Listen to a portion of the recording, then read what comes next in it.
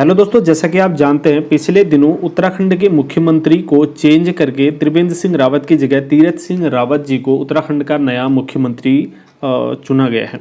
तो यहाँ पर को जब अगर मुख्यमंत्री चेंज हुए तो नई कैबिनेट का गठन भी होना जरूरी था। तो दोस्तों कल के दिन यानी कि 16 तारीख को उत्तराखंड में नए मंत्रिमंडल का गठन यानी कि कैबिनेट मंत्री का मिनिस्टर्स का गठन हो चुका है। तो हम देखेंगे इस वीडियो में पूरा कि कौन कौन से मंत्री ऐसे हैं जिनको मंत्री पद दिया गया और कौन कौन से मंत्री ऐसे जिनको नया मंत्री पद दिया गया है और पुराने मंत्री पद उनसे छीने गए हैं। ठीक है, तो हम समझेंगे पूरे वीडियो में जो है, इसको जानना हमारे लिए काफ़ी इंपॉर्टेंट हो जाता है दोस्तों एग्जाम की दृष्टि से, क्योंकि नया मंत्रिमंडल है और ये सारी चीज़ें हमको इससे अपडेट रहना पड़ता है एग्जाम की दृष्टि से। तो इस वीडियो में हम समझेंगे पूरा कि किसको कौन सा डिपार्टमेंट दिया गया है और कौन सा विभाग किसको मिला है। ठीक है, तो मेरे साथ इस वीडियो में लास्ट तक बने रहिए। अगर वीडियो आपको अच्छा लगता है, इन्फॉर्मेटिव लगता है, तो प्लीज़ वीडियो को लाइक और शेयर आप जरूर कर दीजिए। ठीक है, चलिए दोस्तों, मेरा नाम है प्रेम। स्टार्ट करते हैं आज का वीडियो, उत्तराखंड का नया मंत्रिमंडल। ठीक है, चलिए सबसे पहले जानते हैं दोस्तों हमारे मुख्यमंत्री तीरथ सिंह रावत हमारे नए मुख्यमंत्री इस समय जो है चुने गए हैं। और इसमें हम देखेंगे कि इनको कौन कौन से पद, दोस्तों इन्होंने लगभग 20 विभाग अपने पास रखे हैं जो काफ़ी इंपॉर्टेंट विभाग हैं। 20 विभाग मुख्यमंत्री जी के पास है, यानी कि इसका प्रभार इन पर है। दोस्तों इसमें समझते हैं हम कौन कौन से हैं। इसमें गोपनीय है नंबर 1, गोपनीय मंत्री परिषद जो है इनके पास है। कार्मिक विभाग इनके पास है। सतर्कता इनके पास है। सुराज जो है मुख्यमंत्री के पास है। उसके बाद है भ्रष्टाचार एवं जनसेवा मुख्यमंत्री के पास है। और उसके बाद इम्पोर्टेंट आ जाता है गृह, होम, तो होम भी जो है मुख्यमंत्री के पास है। उसके बाद वित्त जो है इनके पास है। दोस्तों आप समझते हैं वित्त मंत्रालय प्रकाश पंत जी के पास था, जो अब जो है नहीं रहे, उनकी डेथ हो गई थी 1-2 साल पहले। तो तब से ये मुख्यमंत्री प्रभार इसका संभाल रहे थे और तो अभी भी इन्हीं के पास है। गृह और वित्त मंत्री भी हमारे मुख्यमंत्री ही रहेंगे और गृह मंत्री भी मुख्यमंत्री होंगे उत्तराखंड के। उसके बाद नियोजन है, प्लानिंग और राज्य समिति, राजस्व भी जो है मुख्यमंत्री के पास ही है। ठीक है, राजस्व और न्याय भी राजस्व के पास है, न्याय विभाग भी, तो ये भी इम्पोर्टेंट है न्याय। और औद्योगिक विकास खनन, ठीक है, औद्योगिक विकास भी इनके पास है। अखिल भारतीय सेवाओं का संस्थापन भी मुख्यमंत्री जी के पास ही है। उसके बाद समझते हैं और तकनीकी शिक्षा, ठीक है, तो टेक्निकल एजुकेशन, ठीक है, टेक्निकल एजुकेशन भी मुख्यमंत्री के पास है। चिकित्सा शिक्षा भी मुख्यमंत्री के पास है। और चिकित्सा स्वास्थ्य, चिकित्सा शिक्षा और चिकित्सा स्वास्थ्य ये दोनों मुख्यमंत्री के पास है। उसके बाद नागरिक उड्डयन जो है दोस्तों ये मुख्यमंत्री के पास है। सूचना एवं लोक संपर्क, ठीक है, ये भी मुख्यमंत्री के पास है। सूचना एवं लोक संपर्क भी मुख्यमंत्री के पास है। लोक निर्माण विभाग, ये इंपॉर्टेंट हो जाते हैं। लोक निर्माण विभाग किसके पास है? मुख्यमंत्री के पास ही है। ठीक है, कई बार पूछा जाता रहा। आबकारी दोस्तों, ये जितने भी प्रकाश पंत जी के पास थे, आबकारी भी प्रकाश पंत जी के पास था, तो ये भी तीरथ सिंह, अब प्रकाश पंत तो रहे नहीं, तो जो है मुख्यमंत्री के पास ये विभाग चले गए। तो तीरथ सिंह रावत के पास ही आबकारी नियोजन भी तीरथ के पास ही है, यानी कि आबकारी मंत्री कौन हुए? तीरथ सिंह रावत। ठीक है, चलिए सचिवालय प्रशासन की अगर हम यहाँ पर बात करते हैं तो सचिवालय प्रशासन भी तीरथ सिंह रावत के पास है। और सामान्य प्रशासन भी तीरथ सिंह रावत के पास। दोस्तों ग्राम्य विकास, ठीक है, तो ये भी इम्पोर्टेंट हो जाता है यहाँ पर को। तो ग्राम विकास किसके पास है? ग्राम विकास भी तीरथ सिंह रावत के पास ही है। इसके बाद एक इम्पोर्टेंट चीज़ जो है वो ऊर्जा है दोस्तों, यहाँ पर एनर्जी, तो एनर्जी भी किसके पास है? तीरथ सिंह रावत के पास ही है। ठीक है, यानी कि मुख्यमंत्री के पास ही है एनर्जी भी। तो ये लगभग 20 ऐसे इम्पोर्टेंट डिपार्टमेंट हैं, विभाग हैं जो हमारे मुख्यमंत्री के पास ही हैं। उसके बाद बात करते हैं सतपाल महाराज के पास। ठीक है, तो सेकंड जो कैबिनेट में जो मिनिस्टर हैं तो वो सतपाल महाराज हैं। ये चौबट्टा खाल से हैं। तो हम समझते हैं इनको कौन कौन से डिपार्टमेंट मिले, कौन कौन से विभाग मिले। दोस्तों सिंचाई विभाग इनको मिला है। ठीक है, तो सिंचाई ये इंपॉर्टेंट है, परीक्षा की दृष्टि से आ जाता है कई बार सिंचाई।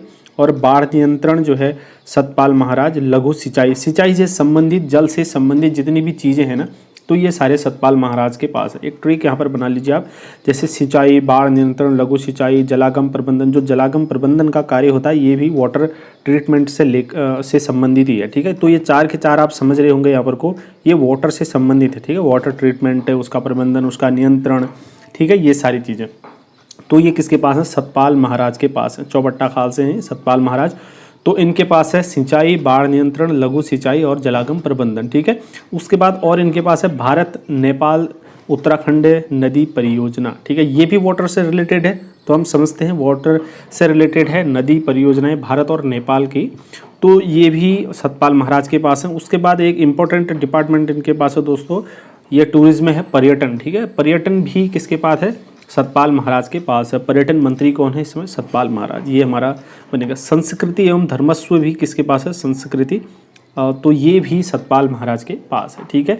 अब देखिए यहाँ पर कनेक्ट कीजिए इसको, ये उत्तराखंड की नदी जहाँ पर आया है, नदियों से संबंधित हमारी संस्कृति को जोड़ के चलिए, धर्म को जोड़ के चलिए, तो नदी को आप जो है वाटर से जोड़ के चलिए। इस तरीके से एक चैन बना के इसको याद करेंगे तो सतपाल महाराज के पास वाटर ट्रीटमेंट, नियंत्रण और इन कंट्रोल, इन चीज़ों से मिलकर है। सिंचाई विचाई और सिंचाई नदियों से होगी, तो भारत नेपाल नदी का जो है सतपाल महाराज के पास हो गया। और नदी से हमारा धर्म से जुड़ा हुआ रहता है, एक धार्मिक भावना है, तो हम इसको संस्कृति और धर्मस्व वाला पार्ट जो है ये पूरा सतपाल महाराज के पास होगा। इस तरीके से हम इसको याद कर सकते हैं।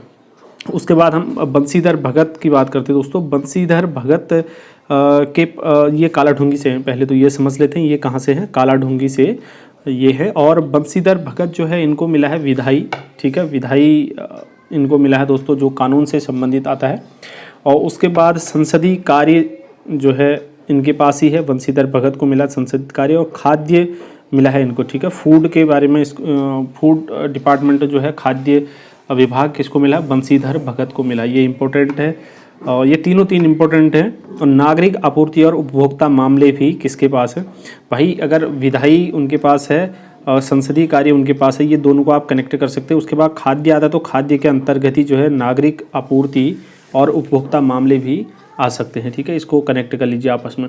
शहरी विकास भी इनके पास है, ठीक है, शहरी विकास किसके पास है, बंसीधर भगत के पास है। आवास भी इनके पास है, और सूचना और प्रौद्योगिकी विज्ञान भी इनके पास है। यानी कि सूचना मंत्री कौन हुए इस समय हम कहेंगे तो उत्तराखंड में का ये बंसीधर भगत हैं। और विज्ञान प्रौद्योगिकी और साइंस एंड टेक्नोलॉजी, ठीक है, तो ये भी इम्पोर्टेंट है, थोड़ा इसको ध्यान रख लीजिए।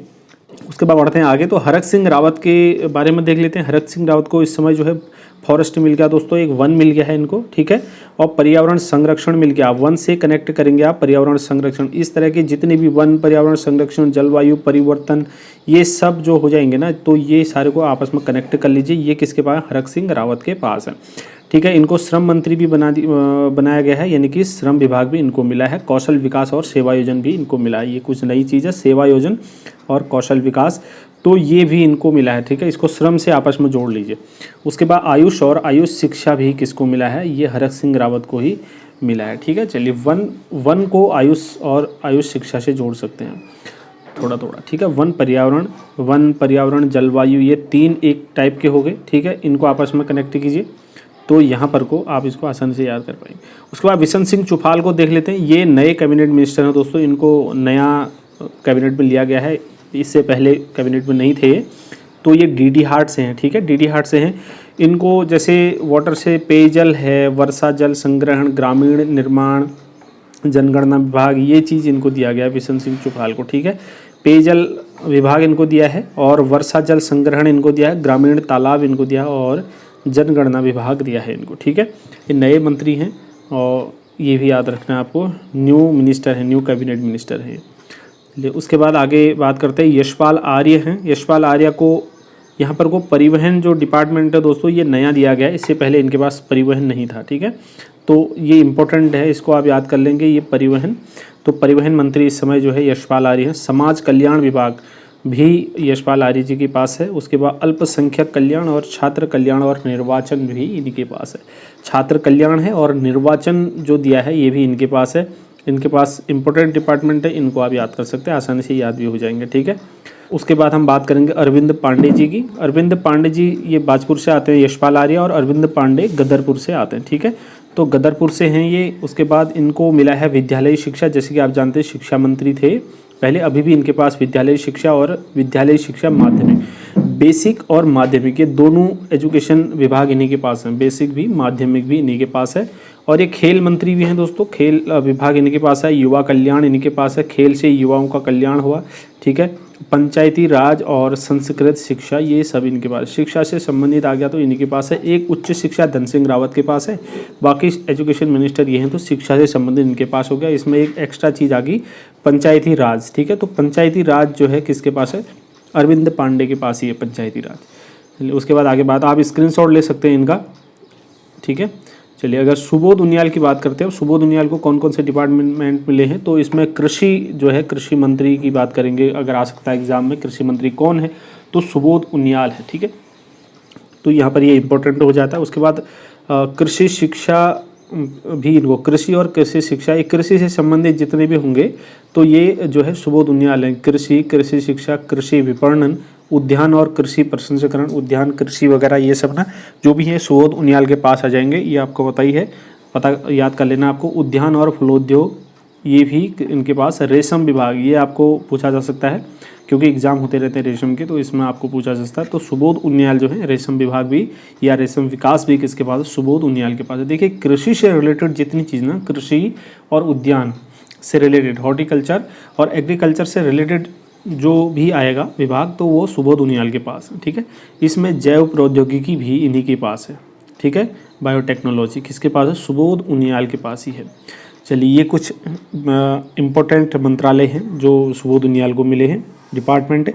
उसके बाद हम आगे बढ़ते हैं, बात करते हैं गणेश जोशी की, जो हैं मसूरी से आते हैं गणेश जोशी। तो इनको सैनिक कल्याण इनके पास है दोस्तों, ठीक है। सैनिक कल्याण इनके पास है। औद्योगिक विकास और लघु विभाग इनके पास है। सूक्ष्म और मध्यम उद्यम भी इनके पास है, ये उद्यम है, ठीक है। तो सूक्ष्म और मध्यम उद्यम भी इनके पास है। खादी और ग्राम्य उद्योग इनके पास है, ठीक है।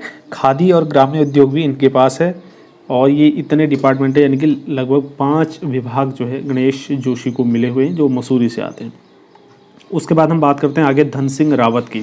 दोस्तों धन सिंह रावत, जहाँ एक बार इनका मुख्यमंत्री के रूप में इनका चेहरा सामने आ रहा था एक आध दिन पहले जब मुख्यमंत्री चुने जा रहे थे उस समय, तो अब यहाँ पर धन सिंह रावत की बात करें तो धन सिंह रावत श्रीनगर से आते हैं दोस्तों। ये इनके पास है सहकारिता है, इनके पास प्रोटोकॉल, सहकारिता प्रोटोकॉल, आपदा प्रबंधन, ठीक है। ये इनके पास है आपदा प्रबंधन और पुनर्निवास, ये आप याद कर लेंगे, पुनर्वास।